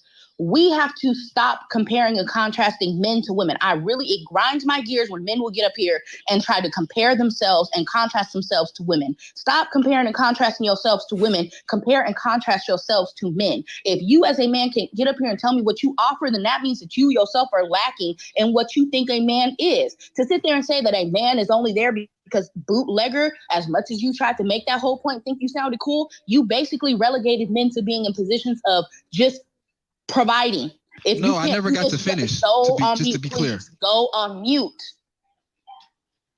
You have been saying the most asinine shit on this stage along with gold. You literally just relegated a man's position because you couldn't even say what else he could give outside. Well, hold on a second. It just hit me. Wait. It just hit me. Something just hit me. Hold on.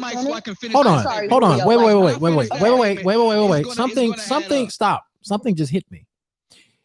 I don't ever want to hear another black man bitching about where he ranks or bitching about women. And I'm going to tell you why. I'm going to play a clip. YouTube, fair use. Yeah, if you want to join the StreamYard, you got to be on camera. Ladies, you got to be on camera. So Rachel, when you come on camera, then we'll let you up. I'm going to play a clip from Kevin R. Samuels. And the clip I'm about to play from Kevin R. Samuels, he's going to say something that's going to piss men off. But we got to listen to what the man has to say. Okay. I love Kevin. Go ahead on, Kevin. So let's do this. Let me play what this man said. No, actually, no, I can't play it because I don't want it. So basically, he's in his chat where he said men should pay for everything, women should be hypergamous. He said that I need black men to start looking at where they rank against all other races of men. Stop comparing yourself just to black men, because that's your damn problem. Start looking at where you qualify amongst all other races of males. If you can do that, then we can have a conversation. But if you can't do that, you have to shut up. When black males compare themselves globally to all other races of men, there's only one answer to this. You're dead fucking last. Come up lacking. Collectively, you're dead fucking last. Every last one of us is dead fucking last as a collective. I can agree with that. Now, we can fix the problem. You can compete and defeat the person that you are actually going against if you maintain the collective consciousness. Right? But we don't have that because we are still caught up in trying to find our manhood through our dicks. Kevin told us the same fucking thing. At some point, we have to get out of that shit. The question is, when will we do it? Understood. Now listen, where I was going with that, what does the man provide? With K. Michelle getting the bus driver. Now I rode the bus back in my former days. I used to be a nuisance, so I can see how they go through a lot of shit. What could she get? She's got it. She's understand finances. She's in this business world. She's got a network. She finds her a good man as a bus driver, and now she's got this hard worker on her team that she can invest into a vision or some other kind of dream or goal that she has no wherewithal. Like, I'm pretty sure she could care less about a bus, but this guy's been working at the bus company for 10 years. He make like 50 grand. He knows what he's doing. Bam, we could start a black bus company with those two people coming together. But what I'm hearing people say is he just ain't got enough. He ain't good enough. So he's just gotta stay at the bottom. We can't collectively come together. That's what I was going with the whole flipping the situation. Wait, just real quick, 30 seconds. That's where I was going with the whole flipping it around. She's now in a position where she can be the person that's like, hey, you know what? Let's make a change. As opposed to just saying, you're no good. So let me get this straight. By dating down, she now has to be in a position to lift him up in his dreams and aspirations. Is that what you're telling these women? No. Listen to what I'm saying. I'm not saying that she should go and seek to date down. What I'm saying is if she happens to come across a gentleman and he fits the other bills, but she he just doesn't make money. Listen. I'm not saying for her to specifically go look for that situation. We know no, I'm not fighting for mediocrity. So what if she dates down financially, but is dating up in all the other aspects of life? He has a good. That's hard to find. Listen. So you've never seen. You've never seen potential. Is this a potential? I'm not talking about potential. I'm not talking about potential. Let's scratch potential at the table. If this guy was so great in character and all that stuff, he probably would already be married. Hey, that's cool. That's cool. But just listen to the. Oh my god, it's like you got wax in your ears. I don't understand. Get the wax out the ear. Let us have this dialogue really quick. So I'm asking you, we're not talking about the courting process. Go ahead. I'm saying if she chooses this man, I'm asking you, what does she get? And let me help see if I understand this correctly. You are telling women that if she dates down, Eboni K. Williams dates a city bus driver, she's gets the opportunity to help start a business with her income. Okay, she could be a sugar mama, basically. Look at it this way. When Jeff Bezos started Amazon, it was zero. The woman that he got with, she was at zero too, but they built that together. We're looking at it as okay. Stop right there. False. You said they were both at zero. They were both at the bottom. This woman is an attorney, and you're telling her to be a bus driver. So, in other words, what you're saying is you get nothing but the opportunity to build up another man who could possibly leave you when he get on top. Yay! See, you talk about. Wait. You're talking about something else there. Yeah. Let's talk about Mary J. Blige. She's talking about reality. Wait. That's cool. That's cool. But there's another part of reality too. So you mean to tell me? No. Let me give you a better example. No, because Black women have been giving y'all the benefit of the doubt for generations, and we have seen how you treat their mothers and their grandmothers, and this new generation of women are saying, no, we're not giving you the benefit of the doubt. You need to come to the table with what I have and more. Period. Period. Again, no. They don't want to do that. I'm telling you. No, that's fine. That's fine. Okay, so we're done. We're done with this dialogue because they're saying they don't want to do it. And I don't support it. And you're speaking for everybody. I'm just okay. Look. This is one other. Go ahead, chime in. JT, you there? Nicole, Yeah, and I just wanted to speak after JT too. Yeah, this is Doc. Can you add it to the queue as well? Sure. So here's the thing, right? That was a fair question to ask, is what did she get? Y'all couldn't even say that she would get a loving husband who's going to be supportive, who's going to, like, y'all didn't answer anything. And that's the saddest part of this entire conversation. Like, y'all just so focused on the money, the money, the money, that y'all don't even know how else to be there for a woman to be a good spouse. Y'all have all of these lists of criteria and things a woman should do and be and all of that to be a wife, but you can't give one thing that a man can give a woman of a higher status as a husband to even entice them to think about it. And you wonder why they rather cry in the fucking race in the Rolls Royce than cry in your fucking Camaro. Like, I hate that I got to curse on a Sunday like this, but this conversation has been so sad. So sad. Y'all should be ashamed of yourselves as men to where y'all can't even answer a simple question. Like, think about it. What do you do for your wife? Is your only purpose in your wife's life to provide and pay bills? Do you not share anything with her? Do you not care for her? Do you not support her? Do you not love her? Are you not dedicated to her? Like, what the fuck? Yeah, I'd love to answer the question. Yeah, so some of the things the bus driver could provide include a male perspective in raising a Black boy. I think that's critical. However rich a woman is, a man does have a unique perspective in raising a boy. He would also have a unique perspective in raising a Black daughter as well. There is a role that he could play in education. There's a role that he plays in defense. There's a role that he plays in being the house manager. If she's a solid breadwinner, then he can take the role of complementing. So in a home, the firm has an agenda, and what you do is you see what role can I play in moving forward the agenda. If she's high-powered, there's a good chance when she comes home, she's exhausted mentally, psychologically, spiritually. Well, he can look at filling that role, and he doesn't need finances in order to do that. So if he decides that he's going to humble himself and role play, he could add tremendous value. He can manage the housing schedule. He could manage the house food plan. He could make sure that he takes a spirit of complimenting. So it's a tremendous mistake when men lose their jobs, and sometimes they leave their families because they feel like there's nothing to provide, when in fact there's quite a bit you can provide.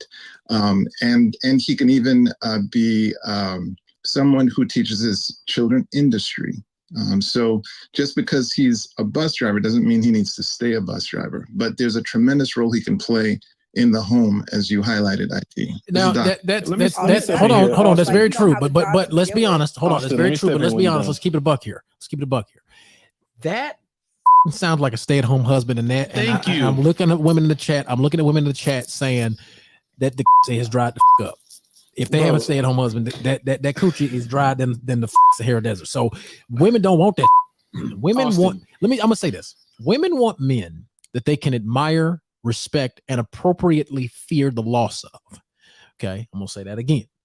Women want men they can admire, respect, and respectably rationally fear the loss of. Women, if a woman has a stay-at-home husband, like I said yesterday, there's a reason Stedman ain't got married to Oprah.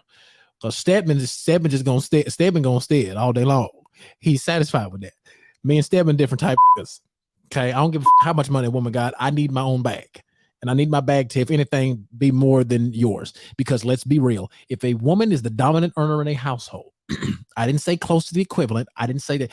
If she is the dominant, when I say dominant, I'm talking about a salary increase of $10,000 or more, where after taxes, the massive money is still noticeable. You understand what I'm talking about, church?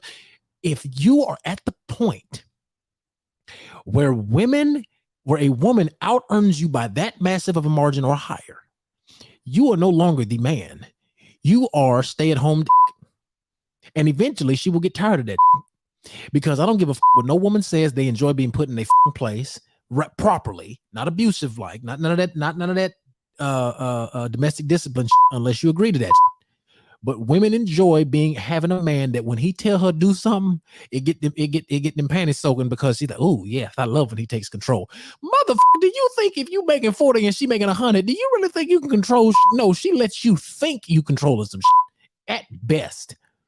And what I'm sitting here noticing and understanding is the more I listen to my black brothers talk, I'm like, bro, we done fucked up in this, and we done fucked up.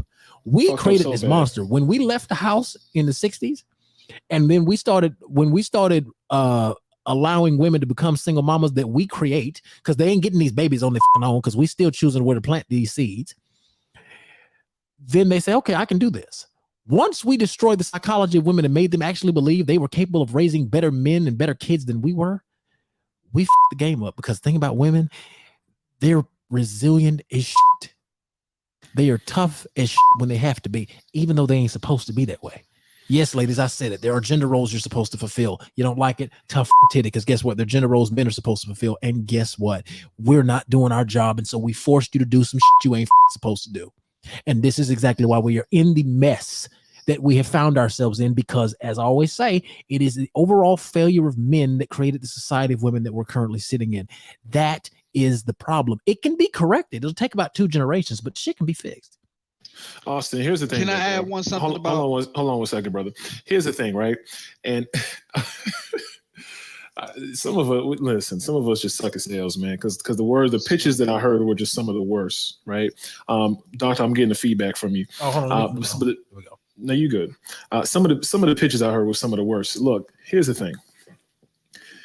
You cannot sell somebody something, right, they're not looking to buy. If I'm already a homeowner, I'm not looking to buy a home right now, especially if I have investment properties. That's is an example. If I have a car, I don't need multiple. I just want one. What I'm saying is the fact she was asked the question, if he's the owner, right? Okay, great. Meaning mindset, obviously, an income. She wants someone who's enterprising. Most people are not. Obviously, you had to go through the process to say, out of all these jobs, out of all these sectors, out of all these careers, I'm going to go out of my way. I'm going to sit down, create a resume. I'm going to go online and apply. I'm going to go through all these steps to put myself in a position to do this specific job. Says something about the person, whether it's good or bad, that's up for you to decide. But it does say something about said person. That's just what the world is. It is what it is. Now, obviously, those roles do need to be filled. We get that. But I think we took this bus thing so literal. It doesn't matter what you guys pitch. He could stay at home. He could do these things. A rich man with a bag could do that as well, right? A man who's enterprising and running an industry can do that as well, right? Let's stop acting as if just because you're making money, you're trading all this time for money, right? A lot of people can retire much earlier than most people because they've made multiple 6 figures over time, as just an example. So she's obviously is not the norm. She's an anomaly. She's making 3. Even if her husband was making 1 million, it's still a good match. 900 grand, still a good match. Over $500,000, still, because more relatively than not, he can still keep up some level of a lifestyle or keep up with her to a certain degree. 50 grand a month gross could be having a conversation. But again, she wants to understand, hey, I want to be with someone who's accomplished to a certain degree. Nothing wrong with that.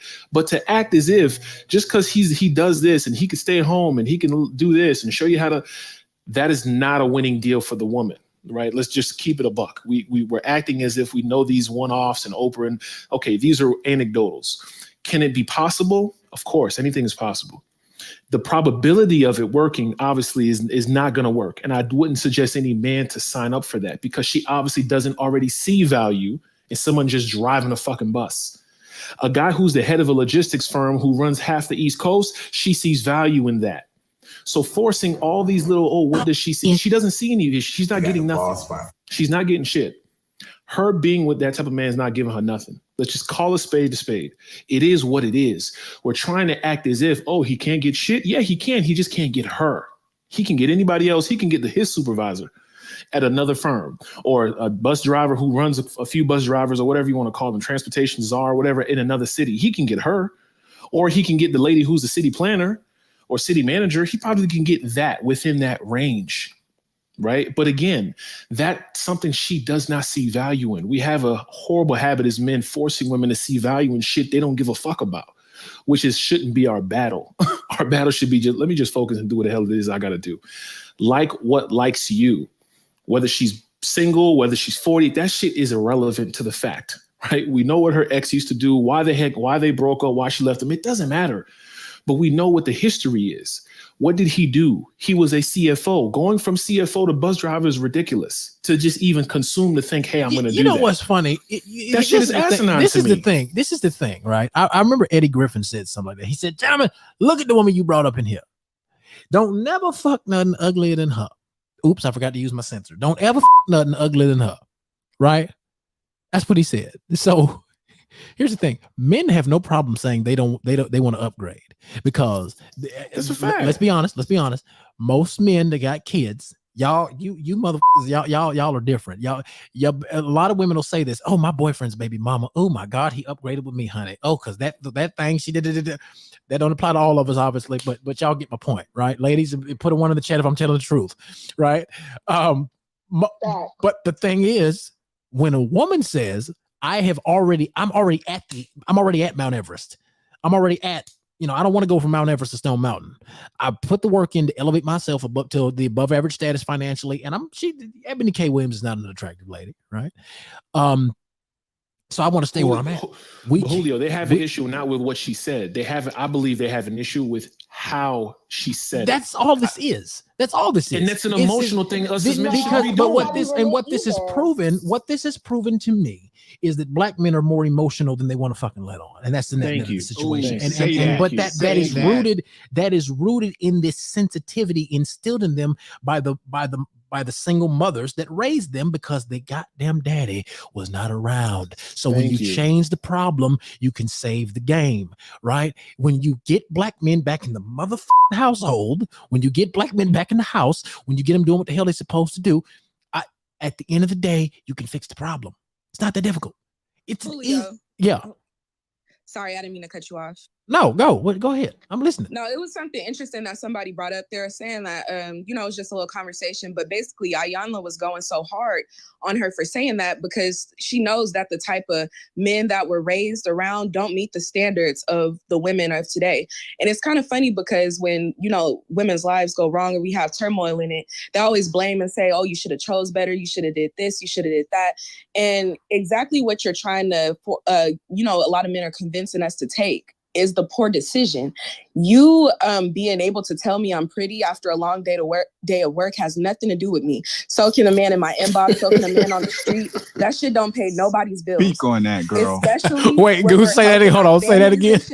Like a lot of women be helping our parents pay for shit. We be helping our nieces and nephews and doing different stuff like that, as well as X, Y, and Z, trying to set up our future. So why would we be trying to take on a man who's just rubbing our feet, telling us we're pretty and shit? The same way they said that they can get a maid to cook and clean, we can do the same shit. Wake that I shit do up. not want a man at home, comfortable, manicured nails and shit. My baby's home. Fuck no. No. Thank you. There's nothing masculine. Wait. But remember, hold on. But we can't walk past that. We can't walk past that. No woman wants to come home to a motherfucker that's sitting out. Ladies, let me throw y'all a scenario. Let's have some. I'm about to close. Refreshed and I'm tired. Right. Let's close this. Let's move this on. Let's make this a little comedic for a second. A woman, you work a high-powered job. You work 8 hours for the white man. You work 8 hours for the white man, and you come home, and the Negro that you fucking on is, oh baby, let me rub your feet. Let me get your dinner ready. I've warmed up a bath for you. If you walk through the door tired, you probably walk through the door pissed in a something. This 6 foot, or well, that's a lie because only 14% of black men are over or 6 feet or over. So thank you, Lord, for making me one of those. But you coming home to this 5'10" motherfucker that was sitting on his ass. Motherfucker, he is sitting on his ass, and he did the grocery shopping. Oh my God, I was slaving over this meal for hours. Imagine that, ladies. Imagine a man saying, "Oh my God, it's so hard to do this. I've been slaving. You kids better not mess up this house. I clean this all day." That sounds like some feminine ass bullshit. Yeah, that shit getting dried up. That's if you was thinking about some when you got home, I swear for Lord, that shit would go from soaking like the Euphrates to dried up like the Euphrates is currently actively doing right now. I swear for Lord. And like Bernie say, I swear for Lord. Now see, black women, I'm gonna tell you something. They want to be your doctor, your wife, your counselor, your pastor, but you got to be a man. You got to give them a reason to say when I say shut the f up, you're gonna shut the f up. When I say sit down, you're gonna sit the f down. That it. And then, but again, and it be the same niggas that you taking care of. You feel me? Be the same ones that you taking care of that would turn around and cheat on your black ass with the next door neighbor while you at work. You paying all the bills, you doing all this, but this is where I get called a panderer. Goddamn it, this is where that shit happen, folks. Man, we talking facts, bro. But it's I'm saying this is when I get no. But this is the thing, Mike. When I wake this bullshit up, don't nobody want to hear this shit. But can I jump in here? And but say, you heard some of the pictures, this is the doctor. The pictures we heard were garbage. I love black men. I love y'all with all my heart. Like my son is a black man. Like I love y'all. My husband's a black man. I love y'all. But this is the duplicity in your messages. While I'm literally getting messages from my my group is mostly white women and we're housewives. As we're speaking, they're over there talking about this is the new cleaner I'm using, and this is the new toy I bought for my baby, and this is what I'm going to do. This is how I'm going to decorate my my living room, and these are the curtains I'm going to get. They are so feminine. You see what black look at them white women resting in their femininity. Look at that shit. The black women over here being told you need to go to work and you need to help me out. No, look, hey, Nicole, look. The black women today, they're being told, get out on that track, get the money. Get the money. Pimps is the problem.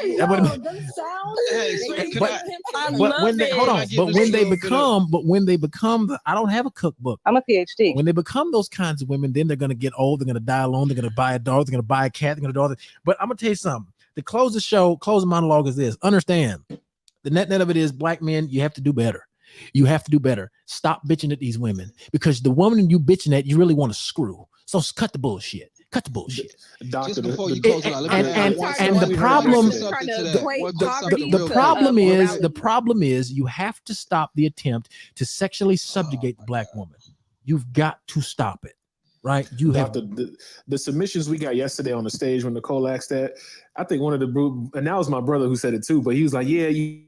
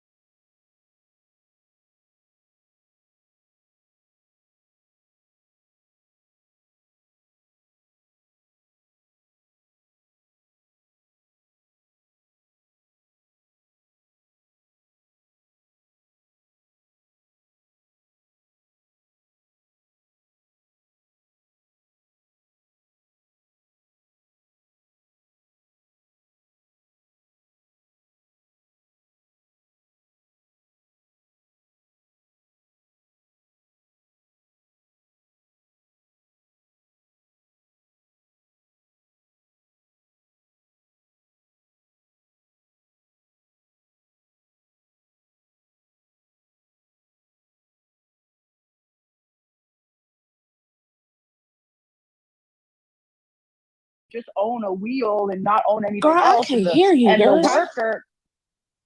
Tyler Perry do push that narrative a lot.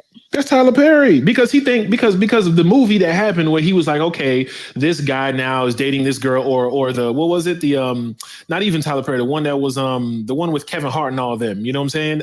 Think Like a Man, the guy who was a chef struggling is supposed to get this Taraji P, who's a top. Like, come on, these are movies, guys. Is it possible?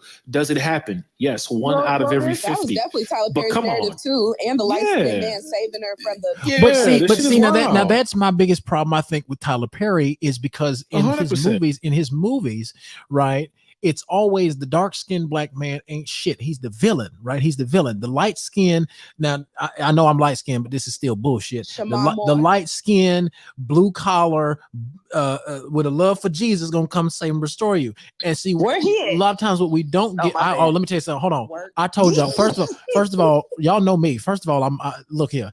Unless you really fine, you ain't getting saved by me. I'm sorry to tell you. You got Austin, but you remember Daddy's Little Girls? I remember you remember Daddy's Little Girls. Yeah, one of my that's probably the best movie he made, in my opinion, Nicole. But when I look at it from a more balanced standpoint that my husband told me I needed, when I look at Daddy's Little Girls, do you understand that Gabrielle Union's position was an attorney? She had to go in the relationship helping him with his baby mama.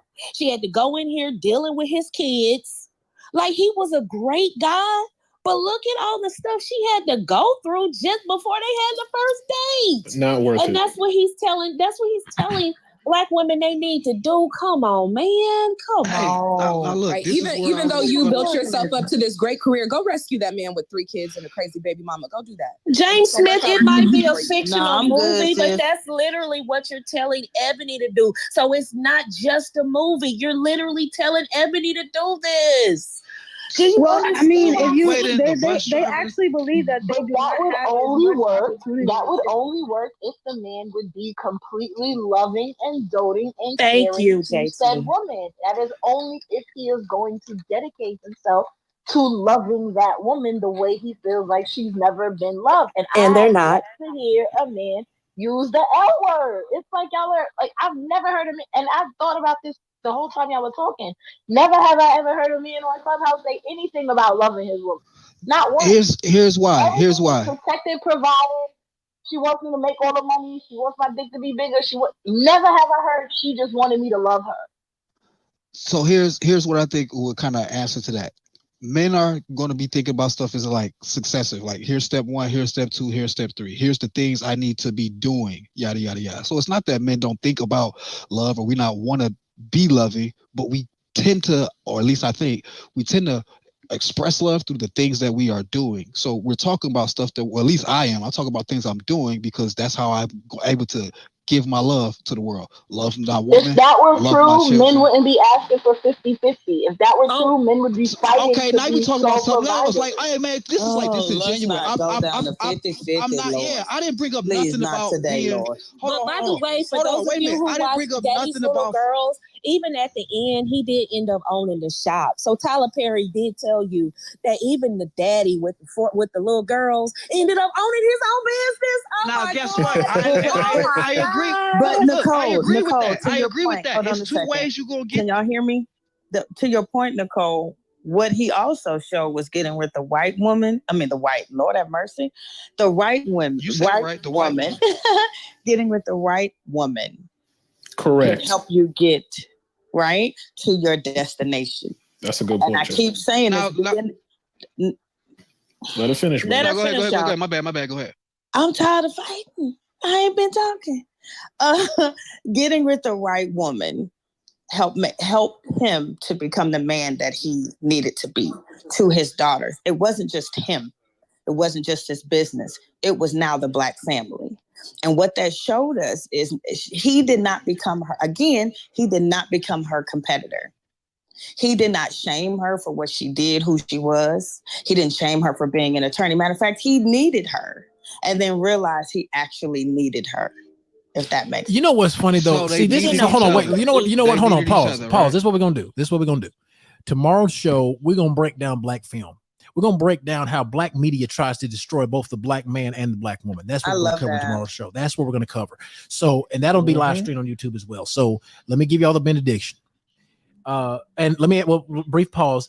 If you loved it, put a 1 in today, put a 1 in the show, put a 1 in the chat if you like today's content. Seriously, if you like today's content, please put a 1 in the chat. Because this room has been going on for Jesus Christ. Nicole, what did I start this at? 7 this morning? 7 or 8 o'clock this morning? It was fairly early, yeah. If you really like my content, y'all, I would appreciate it if you drop something in my Cash App today. I think I've earned it, for Christ's sake. I don't give a damn if you give me $5 or $1. I don't give a shit. There's a brand new camera. Well, I like won a little bit at the Derby yesterday, so I'll put something. Ooh, chat, you motherfucker, you, I love you. No, but no. So I found a new camera, this new Sony camera that I have to get my hands on. I got to get my hands on. I only need this. Once I get this last camera, we are good. And people, the Amber Rose interview, the conversation was amazing. I think everybody's gonna like it. Amber has already agreed to do a part 2. She's already agreed to it. I'm gonna put the Cash App in the YouTube chat as well. Because let me tell you something, people. Kevin Samuel said he wanted to build the plane as we flew it. I'm telling you, I got the tools for it. Black women and black men in unison are the tools. We can save each other if we do a couple things. One, stop doing all the bitching and moaning. Get to work. If you ain't working 40, 60 hours a week, if you ain't getting the kind of money you want to get, shut the fuck up complaining. Get the money. Chase the money. Okay? Chase the damn money.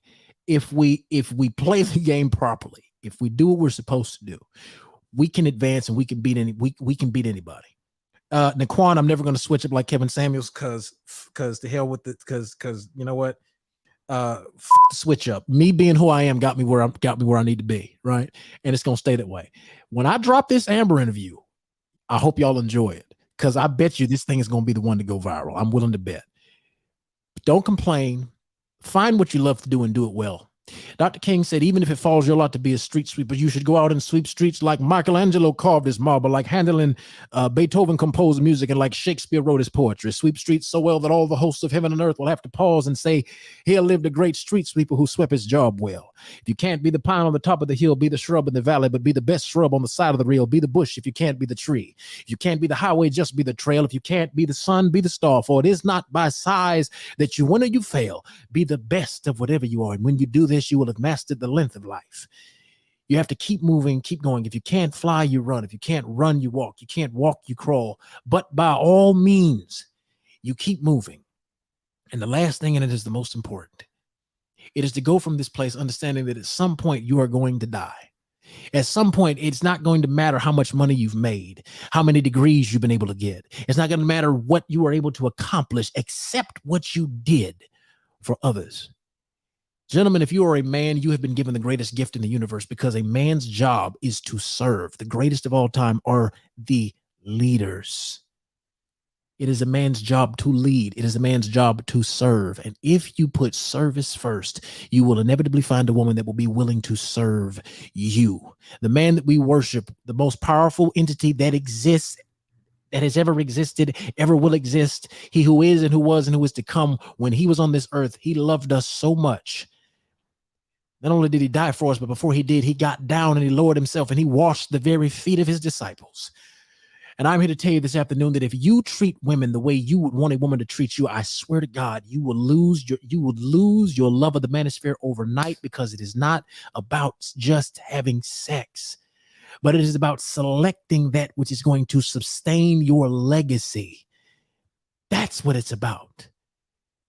There is more to life than just trying to screw every fucking thing that you see. There is more to life than that. The Bible says the guy that I worship is the King of the Jews. He is eternally sincere. He is immortally graceful. He is imperially powerful. And the thing of it is, if you practiced acting the way he did, because he was the ultimate badass, you would be amazed at the results that would follow. He stood up in the face of opposition. He didn't need a gun to spew bullets of truth. He didn't need a sword other than the sword of his mouth, which is the word of truth, to wake people up. And I'm asking all of you under the sound of my voice today, just wake up, gentlemen. White supremacy wants black men and women at war. It wants women to be independent. It wants women to think they don't need men, because the greatest thing that they can do to destroy us is to divide us. And how are they doing it? They got us dividing ourselves. We are doing the white man's work for him. And I ask all of you, when will you stop? Because I've had enough. And I'm sure that you have had enough. So go from this place with the love of God in your hearts, with the peace of the Lord Jesus Christ, who is the living God incarnate in human flesh, with the peace and protection of the Holy Spirit. Practice goodwill amongst all men. If you put Christ first, I guarantee you will win. It is not easy to be a man. It is not easy to be a woman. It is not easy to be human. But I'm going to tell you this, it's worth it, church. It is worth it. It is worth it. It is worth it.